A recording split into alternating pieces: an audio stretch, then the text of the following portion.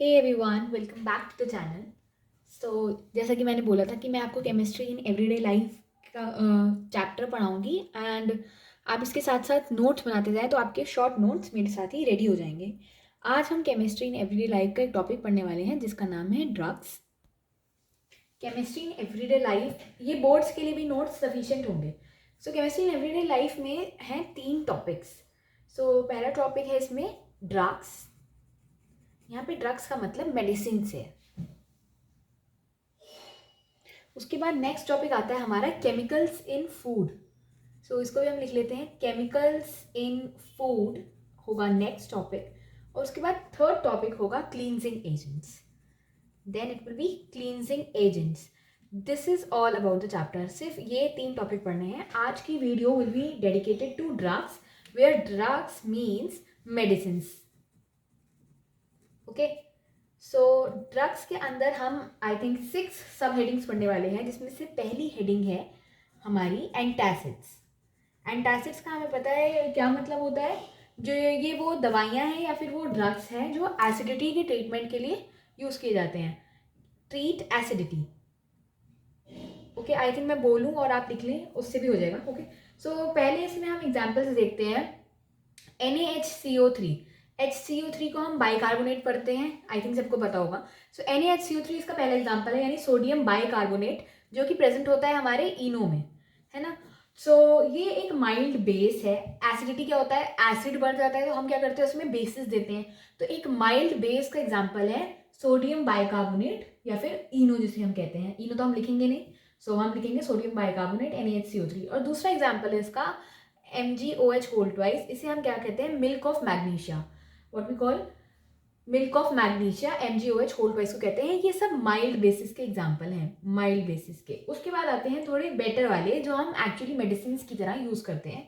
तो उसमें 2 नाम है, रेनिटिडीन एंड सिमेटिडीन। रेनिटिडीन को हम जैंटैक भी कहते हैं, रेनिटिडीन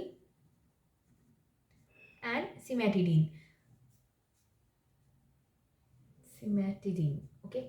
और इसको हम जैंटैक भी कहते हैं। रेनिटिडीन टैबलेट्स तो आपने डॉक्टर से भी कभी ली होंगी फॉर एसिडिटी, बिकॉज रेनिटिडीन जो मेडिसिन है वो बहुत फेमस है for treating acidity. So it is an antacid. आपको ये एग्जाम्पल्स याद आने चाहिए। फिर आता है एनाल्जेसिक्स। अब एनाल्जेसिक्स वर्ड आपने ह्यूमन हेल्थ एंड डिसीज वाले चैप्टर में बहुत ज़्यादा सुना होगा, पर एनाल्जेसिक्स का मतलब बहुत कम बच्चों को पता होता है। Analgesics means pain killers. Analgesics का मतलब होता है पेन किलर्स। और एनाल्जेसिक्स 2 तरह के होते हैं, narcotic and non narcotic.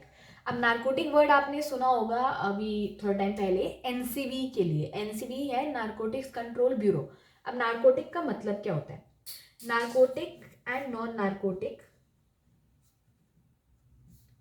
Non narcotic वो होते हैं जो एडिक्टिव नहीं होती मेडिसिन, यानी कुछ ऐसे पेन किलर जो नॉन एडिक्टिव है। इसका मतलब कुछ ऐसे पेन किलर भी हैं जो एडिक्टिव होते हैं। तो हाँ, कुछ ऐसे पेन किलर भी होते हैं जो एडिक्टिव होते हैं।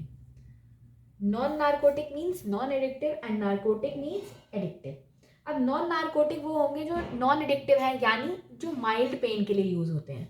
They are use for mild pain, बहुत ही जैसे नॉर्मल सा सिर दर्द हो, नॉर्मल सा। तो इसके एग्जाम्पल क्या हो जाएंगे, हमारे फेमस एग्जाम्पल है एस्पिरिन। इसका आपने फॉर्मूला स्ट्रक्चर पढ़ा होगा ऑर्गेनिक केमिस्ट्री में, नहीं पढ़ा तो हम साथ में पढ़ेंगे। ओके, और दूसरा एग्जाम्पल इसका हो जाता है पैरासीटामोल। सो हमें नाम से ही पता चल रहा है कि हम ये नॉन एडिक्टिव है। अब ऐसा तो है नहीं कि एक बार पैरासीटामोल खाई तो फिर हर 1 घंटे में पैरासीटामोल खा रहे हैं, या फिर स्कूल में खाई तो हर लेसन में 1 पैरा खा रहे हैं, तो ऐसा तो होता नहीं है। तो हमें साफ साफ पता है कि ये माइल्ड पेन के लिए होते हैं, ये नॉन एडिक्टिव है। तो याद क्या करना है, नार्कोटिक वाली जो एडिक्टिव होती हैं और जो सीवियर पेन के लिए होती हैं। सीवियर पेन से क्या मतलब है, सीवियर पेन से मतलब है जैसे जो ट्रीटमेंट में यूज हो कैंसर के, किसी कार्डियक डिसीज के, चाइल्ड बर्थ के, ये एडिक्टिव होती है। इनके एग्जाम्पल हमारे कौन से हो जाएंगे, इनके एग्जाम्पल हो जाएंगे मॉर्फिन और हीरोइन, ओपियम और cocaine. Opium, cocaine, morphine, heroine भी, ये सब आपने ह्यूमन हेल्थ एंड डिसीज वाले चैप्टर में ये सब ड्रग्स हमने पढ़ रखे हैं। सो मैं उसकी डिटेलिंग में नहीं जाऊंगी, पर आपको ये ड्रग्स याद है। तो ये होते हैं नार्कोटिक यानी एडिक्टिव वाले। उसके बाद इसके यहाँ पे एक नोट लिखेंगे हम, नोट में हम ये लिखने वाले हैं कि कुछ एनाल्जेसिक्स ऐसे भी होते हैं जो फीवर को कम करने में काम करते हैं। ये एनाल्जेसिक हमने पढ़े पेन किलर्स, ये दोनों पेन किलर्स थे for severe pain and mild pain. But कुछ एनाल्जेसिक्स हमारे ऐसे भी होते हैं जो फीवर को रिड्यूस करते हैं, यानी वो एंटीपायरेटिक्स की तरह वर्क करते हैं। अब एक नया वर्ड आ गया यहाँ पे, एंटीपायरेटिक्स। सो एंटीपायरेटिक्स, पायरेटिक या पायरो का वर्ड इसका मतलब हमेशा होता है हीट से। पायरोलिसिस की एक रिएक्शन है हाइड्रोकार्बन चैप्टर में, उसमें ये क्या होता है, हीट के थ्रू ब्रेक डाउन होता है। सो पायरो का मतलब हमेशा हीट होता है। एंटीपायरेटिक मतलब ये बॉडी टेम्परेचर रिड्यूस करते हैं, यानी हीट के एंटी होते हैं। अब इसके एग्जाम्पल्स हम क्या लिखेंगे, इसका एग्जाम्पल भी पैरासीटामॉल, क्योंकि हम पैरा खाते हैं जब हमें फीवर होता है। और हम क्या खाते हैं, एक और एग्जाम्पल है इसका एस्पिरिन, और इसके साथ एक और एग्जाम्पल दे रखा है नोवाल्गिन। इसके आप एस्पिरिन और पैरा भी याद रखें तो चलेगा। नोवाल्गिन एक 12th में एक क्वेश्चन आया था एक बार बोर्ड्स में, उसके लिए मैं बता रही हूँ कि एक एग्जाम्पल है नोवाल्गिन भी।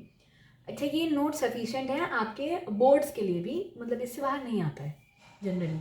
फिर थर्ड हेडिंग हमारी आती है ड्रग्स के अंदर, anti histamines. Third heading is anti histamines.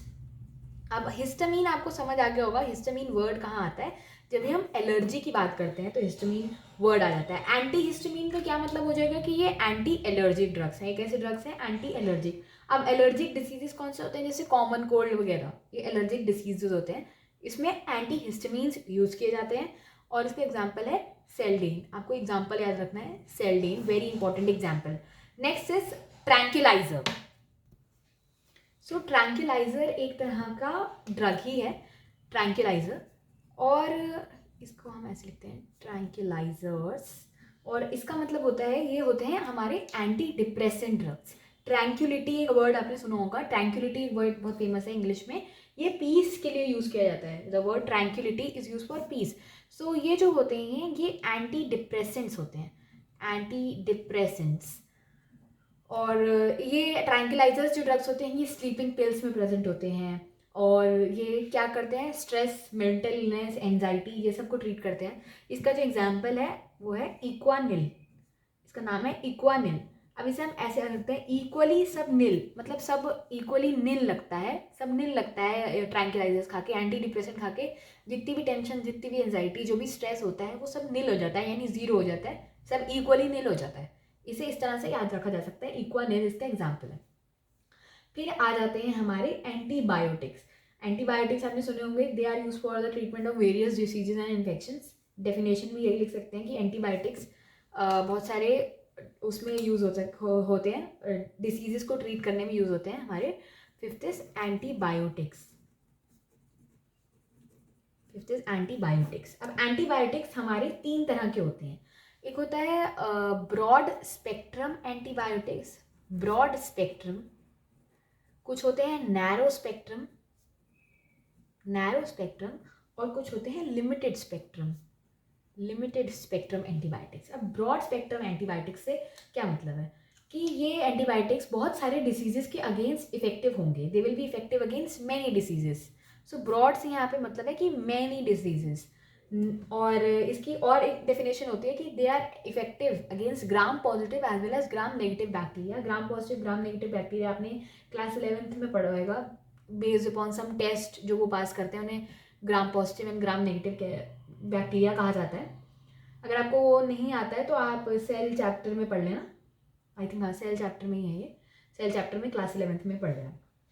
Okay, और इनके एग्जाम्पल क्या है ये भी आपको आते होंगे, टेट्रासाइक्लिन एंड ऑफ्लेक्सासिन। सो इनके एग्जाम्पल हैं टेट्रासाइक्लिन, ये तो आपने सुना ही होगा, और दूसरा नाम है ऑफ्लेक्सासिन, ऑफ्लोक्सासिन, ऑफ्लोक्सासिन पढ़ेंगे उसे, ऑफ्लोक्सासिन। हाँ, सो ऑफ्लोक्सासिन स्पेलिंग से, और वैसे ऑफ्लेक्सासिन पढ़ते हैं इसको। फिर आता है हमारे नैरो स्पेक्ट्रम एंटीबायोटिक्स। अब नैरो स्पेक्ट्रम होंगे effective against few diseases only, कुछ ही डिसीजेस के अगेंस्ट। तो इसको हम वैसे केमिस्ट्री लैंग्वेज में ऐसे लिखते हैं, effective against either gram positive और gram negative bacteria. So narrow spectrum antibiotics हो गई, या तो ग्राम पॉजिटिव पे एक्ट करती हैं या ग्राम नेगेटिव पे एक्ट करती हैं। इनका एग्जाम्पल होगा, ये भी बहुत सुना हुआ बड़ा फेमस एग्जाम्पल है पेंसिलिन। एंटीबायोटिक में पहला नाम इसका ही आता है पेंसिलिन का। सो ये नैरो स्पेक्ट्रम एंटीबायोटिक है, और इसे हम नैरो या लिमिटेड स्पेक्ट्रम एंटीबायोटिक भी इसे ही कहते हैं। लिमिटेड स्पेक्ट्रम एंटीबायोटिक्स यही हो जाएगा कि ये इफेक्टिव होती है अगेंस्ट, कह लो कि single disease. Broad was for many diseases, narrow was for few diseases, and limited spectrum antibiotics का मतलब हो जाएगा they will be effective against single disease. और इसका भी एग्जाम्पल हम पेनिसिलिन ही लिखते हैं, और भी एग्जाम्पल होंगे बट वो इतने ज़्यादा इंपॉर्टेंट नहीं है, आपको पेनिसिलिन ज्ञान होना चाहिए। नेक्स्ट टॉपिक आता है हमारा एंटीसेप्टिक्स एंड डिसइंफेक्टेंट्स।